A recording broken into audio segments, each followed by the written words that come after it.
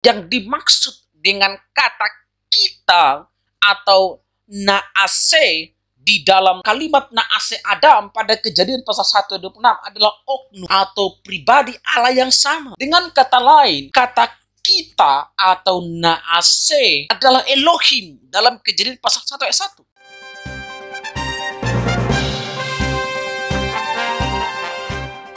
Arti kata kita di dalam Kejadian pasal 1 ayat 26 sampai 27.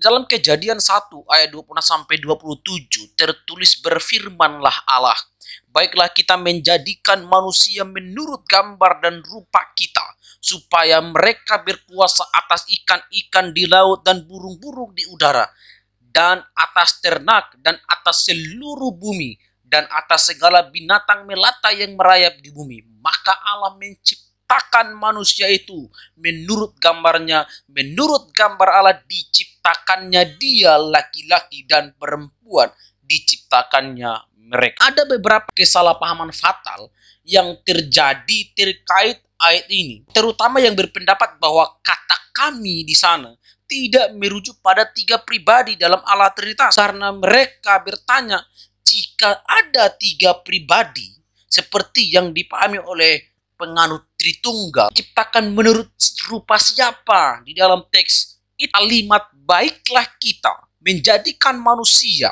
di dalam bahasa Ibrani itu naaseh Adam. Kata naaseh Adam itu dalam bentuk kal imperfect, orang pertama jamak yang artinya membuat, to do, to make. Jadi kata kita dalam kalimat tersebut adalah berbentuk jamak.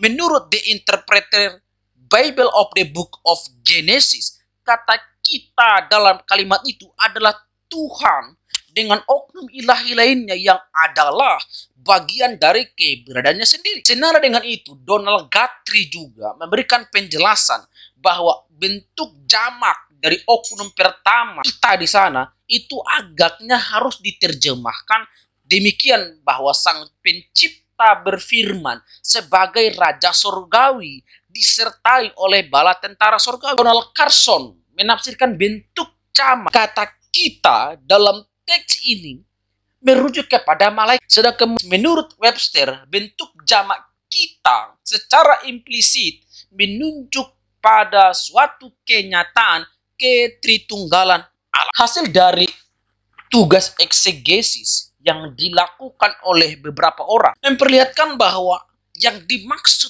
dengan kata kita atau naase dalam kalimat naase Adam pada Kejadian pasal 1 ayat 26 adalah oknum atau pribadi Allah yang sama. Dengan kata lain, kata kita atau naase adalah Elohim dalam Kejadian pasal 1 ayat 1. Dengan demikian juga sebalik, hal tersebut dipertimbangkan karena hasil penelitian di mana nomina tunggal yaitu kata bara dan waomer berfungsi untuk nomina jamak pada kata Elohim dan naase. Makna jamak tersebut menandakan Tuhan Allah semesta alam yang maha suci dan maha kudus. Oke, sekarang kita lihat manusia diciptakan menurut gambar dan rupa Allah. Dalam ayat yang ke-27, kata bara adalah kata kerja bentuk kal perfect, orang ketiga tunggal maskulin, artinya menciptakan. Kata ini hanya ditujukan pada karya Allah saja untuk membedakan keunggulan ciptaan Allah dibandingkan dengan karya manusia. Kata kerja bara secara khas di dalam PL, di dalam bahasa-bahasa serumpun dengan bahasa Ibrani, istilah ini tidak ditemukan, melainkan hanya istilah yang lebih umum, artinya seperti banu atau mendirikan dalam bahasa Mesopotamia. Sedangkan dalam bahasa Ibrani sendiri, istilah bara hanya dipakai mengenai karya Allah, termasuk manusia, untuk menyatakan keunggulan penciptaannya dibandingkan dengan hasil karya manusia. Allah dapat menciptakan sesuatu yang sama sekali baru, sedangkan manusia hanya mampu membuat sesuatu dari bahan yang sudah diciptakan oleh Allah. Kata yang dipakai untuk menjadikan di dalam bagian ini adalah asa atau naas. Ini merupakan kata kerja kal imperfect, orang pertama jamak dari kata asa, membuat, menjadikan. Istilah naase secara harafiahnya berarti kita membuat, kita menjadikan, yang ditemukan di dalam Perjanjian Lama sebanyak 2.600 kali. Istilah ini adalah umum dan dipergunakan baik untuk pekerjaan manusia ataupun karya Allah. Bandingkan Kejadian pasal 1 ayat yang ke-31. Stephen Tong berkata bahwa kata menciptakan yang dipakai dalam bahasa Ibrani dalam Kejadian pasal 1 ayat 26-27 sama dengan kata menciptakan di dalam Kejadian pasal 1 ayat 1, yaitu kata bara. Ada beberapa kata dalam bahasa Ibrani untuk kata cipta, yaitu bara, yatsak, dan asyah. Stephen Tong menjelaskan maksudnya bahwa kata bara, yatsak, dan asyah digunakan untuk bentuk yang berbeda. Bara digunakan untuk menciptakan dari yang tidak ada menjadi ada atau diciptakan dari ketidakberadaan, creation ex nihilo.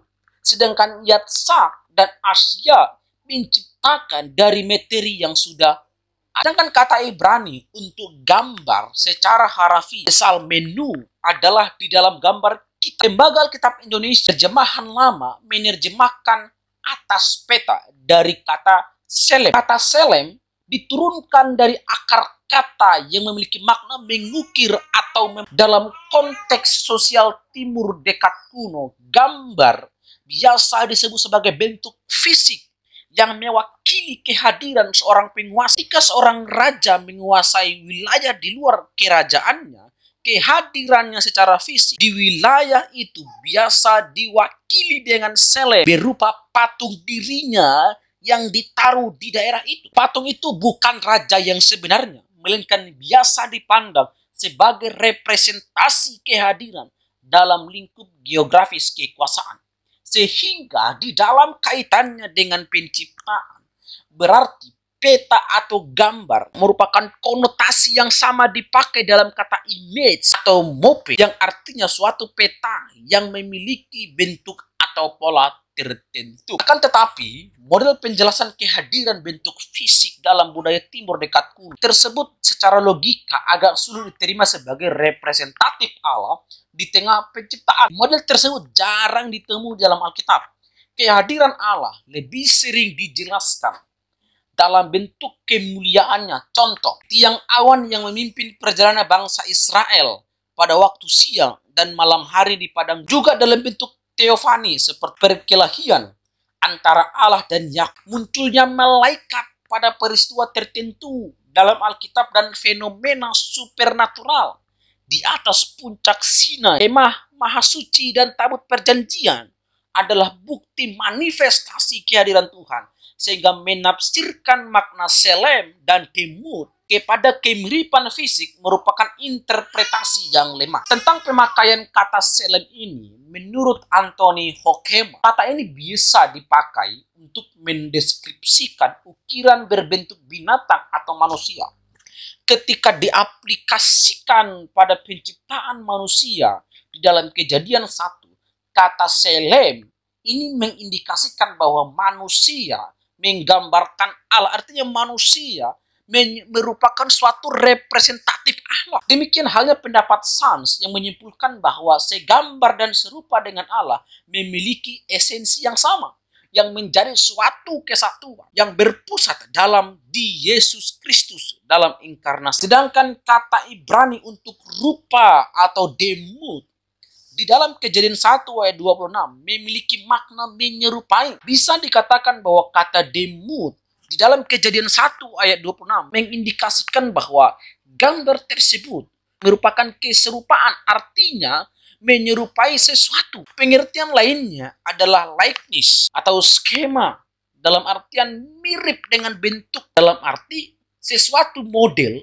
yang harus dalam bentuk yang pertama. Nanya adalah hidup manusia yang harus sesuai dengan bentuk ukuran yang standar. Dengan pengertian kedua, kata tersebut baik selem maupun demut mendeskripsikan bahwa manusia sebagai ciptaan yang dicipta di dalam gambar menurut rupa Allah adalah representasi Allah yang menyerupai dia. Dengan kata lain, kehidupan manusia seutuhnya merujuk kepada standar Allah sebagai pencipta.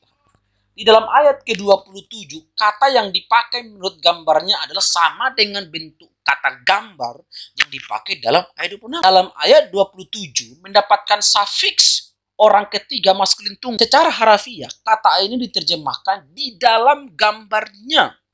LAITB menerjemahkan menurut gambarnya. LAI terjemahan lama menerjemahkan kata besal menu atas petanya oleh beberapa versi seperti King James Versi, NAS, NIV diterjemahkan in his own image. Pemakaian kata gambar maupun rupa di dalam Alkitab terkadang dipakai secara bersama-sama dan terkadang dipakai oleh salah satu. Dengan demikian, dapat dikatakan bahwa baik gambar maupun rupa bisa dipakai secara sinonim, bergantian untuk pengertian yang sama. Maka arti diciptakan dalam gambar Allah adalah manusia diciptakan seperti Allah dalam pengertian memiliki potensi yang dimiliki Allah dalam hal spiritual, rasio, mampu berkomunikasi dan bereksistensi seperti yang dikatakan oleh Patrick berikut. The image include likeness to them in spiritual powers, the power of the two, the power of communication, the power of self-transcendence. Penciptaan manusia adalah pekerjaan yang dilakukan oleh Allah sendiri atas kehendak dan inisiatifnya. Allah menciptakan manusia menurut gambar dan rupanya supaya manusia dapat merepresentatifkan Allah di dunia.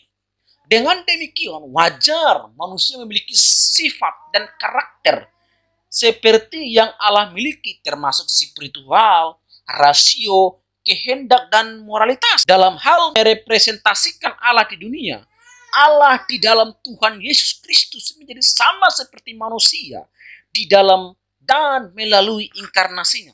Tuhan Yesus Kristus menurut Dharma seperti mentor yang mendelegasikan pelayanan kepada muridnya, seperti penugasan yang diberikan kepada Paulus, Timotius, dan Titus, serta pengutusan 70 murid. Hal inilah yang membuat manusia berbeda dari makhluk lainnya. Perbedaan tersebut terletak pada penciptaan manusia menurut gambar dan rupa Allah, sedangkan binatang tidak. Itu sebabnya manusia pada lingkup tertentu menjadi rekan sekerja Allah di dunia. Allah Tritunggal, Allah Bapa, Allah Anak, Allah Roh Kudus memberkati kita sekalian. Shalom.